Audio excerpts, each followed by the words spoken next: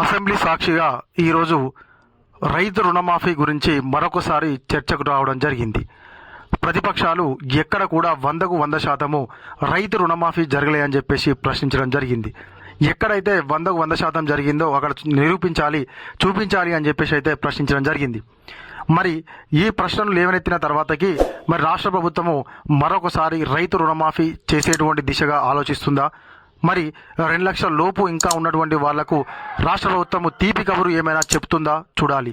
అదేవిధంగా మరి 2 లక్షల పైన అమౌంట్ కట్టండి అని చెప్పేసి అన్నారు. మరి కట్టినటువంటి వాళ్ళ గురించి ఎటువంటి ప్రకటన చేయలేదు. మరి వాళ్ళ పరిస్థితి ఏంటి అనేటువంటిది కూడా ఒక్కసారి అసెంబ్లీ సాక్షిగా అడగాలి అని చెప్పేసి అన్నదాతలు కోరుకుంటున్నారు.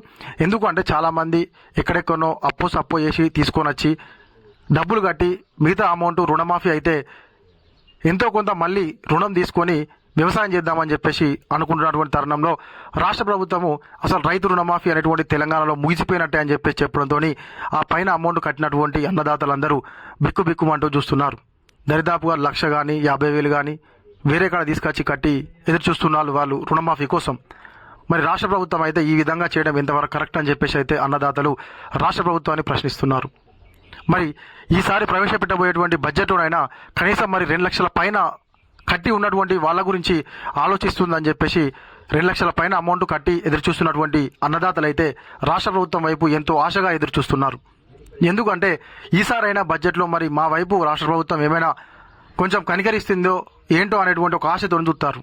కాబట్టి రాష్ట్ర ప్రభుత్వం మరొకసారి ఇప్పటికైనా కూడా అన్నదాతలకు రుణమాఫీ విషయంలో మరి ఎవరికి ఇంకా జరగలేదు రుణమాఫీ, కరెక్ట్ అర్హులు అయ్యున్నా కూడా ఎందుకు కాలేదు అనేటువంటిది మరొకసారి ఆలోచన చేసి మరొక దఫా రుణమాఫీ అనేటువంటిది చేయాలని చెప్పేసి అన్నదాతలు అయితే రాష్ట్ర ప్రభుత్వాన్ని కోరుకుంటున్నారు. కాబట్టి రాష్ట్ర ప్రభుత్వం ఆ దిశగా ఆలోచిస్తుందని చెప్పేసి అనుకుంటున్నాను.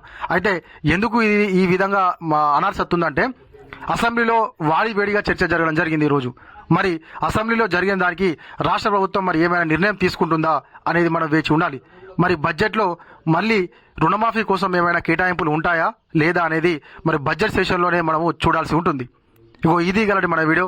ఈ వీడియో కనుక మీకు నచ్చినట్లయితే ఖచ్చితంగా ఒక లైక్ చేయండి, కామెంట్ చేయండి. ఇంకా మీలో ఎవరైనా మన ఛానల్ కొత్తగా చూస్తున్నట్లయితే సబ్స్క్రైబ్ చేసుకోకపోతే వెంటనే సబ్స్క్రైబ్ చేసుకొని పక్కనటువంటి గంట సింబల్ నొక్కండి. Thank you.